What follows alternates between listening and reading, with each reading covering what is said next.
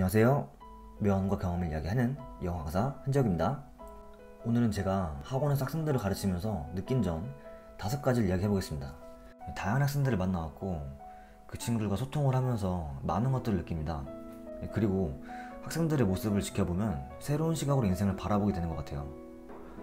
첫 번째부터 말해보겠습니다. 인생은 재생 중인 동영상이다. 아주 어릴 때 저는 모든 것이 고정되어 있다고 생각했습니다. 난 학생, 아빠는 은행원, 군인은 군인, 선생님은 선생님. 하지만 나이를 먹으면서 모든 것은 흘러간다는 것을 알았습니다. 학생들을 보며 그것을 더욱 절감하게 됩니다. 학부모님 연락처를 저장하면 자연스럽게 카카오톡 친구 추가가 됩니다. 많은 학부모님들께서 프로필 사진에 자녀 사진을 성장 과정 순으로 올려놓으십니다. 평균적으로 50개가 넘는 프로필 사진들을 넘겨보면 학생의 평생의 모습을 한눈에 볼 수 있습니다.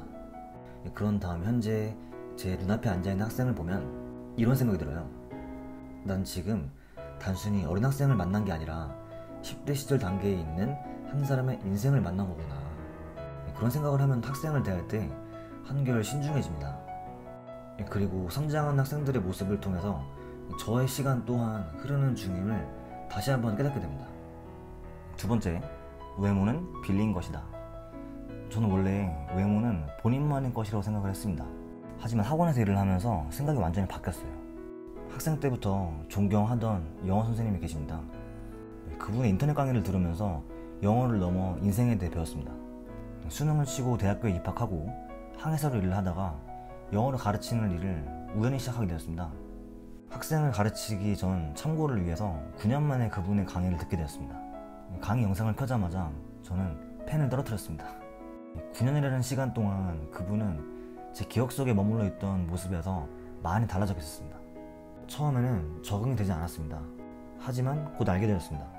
저도 9년 동안 달라졌다는 걸요. 그리고 9년 후에 저 역시 달라질 것이라는 걸요. 이때 전 깨달았습니다. 외모라는 것은 영원히 갖고 있을 수 있는 속성이 아니라는 것을 말입니다.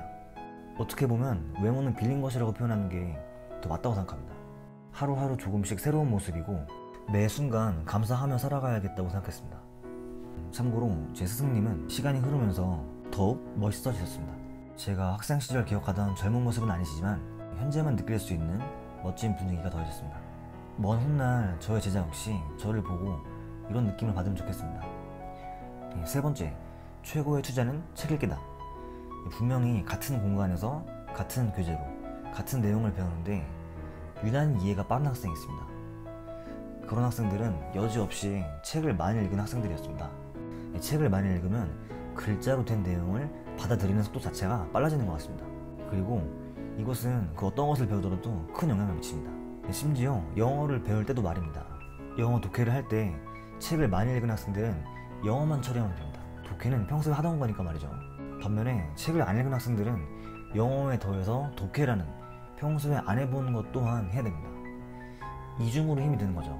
학생에게 있어서 가장 중요한 것을 꼽으라고 하면 저는 주저없이 큰 목소리로 말할 겁니다. 최고의 투자는 책 읽기입니다. 네 번째, 사람들은 당신을 좋아하고 당신에 대해 긍정적이게 느낄 경우에만 말을 잘 들을 것이다. 이 말은 제가 브라이언 트레이시라는 자기개발 전문가의 강연에서 들었던 말입니다. 저에게 꼭 필요해 보여서 필기해 두었습니다. 학생들에게 무언가를 시킬 때마다 이 말에 깊은 공감을 하게 됩니다. 생각해보면 공부가 재밌는 사람은 흔치 않습니다. 학원에서 하는 모든 것들이 재미가 없고 싫을 수 있습니다. 이런 상황 속에서 저는 가장 먼저 무엇을 해야 하는지 잘 알고 있습니다. 학생들과 공감대를 형성하고 그들에게 관심을 가지고 무엇보다 제가 제 스스로를 좋아해야 됩니다. 이건 단지 학생을 가르치는 상황뿐 아니라 인생의 모든 상황에 적용될 수 있다고 생각합니다. 다섯 번째, 앞으로 나아가려면 먼저 현 상태를 받아들여야 한다. 학생들이 문제를 풀고 채점하는 모습을 보면 신기합니다. 공부를 이미 잘하는 학생들은 틀린 문제에 과감하게 틀린 표시를 합니다. 반면 학업 성취도가 낮은 학생들은 틀린 문제에 아무런 표시를 하지 않거나 세모 표시를 합니다. 처음에는 몰랐는데 나중에 그 심리를 이해하게 되었습니다. 본인의 결점을 마주하기 싫은 겁니다. 하지만 그렇게 하면 나아지는 것은 아무것도 없습니다. 본인의 약점, 결점을 당당하게 받아들이는 것이 더 나아지기 위한 첫 발걸음입니다.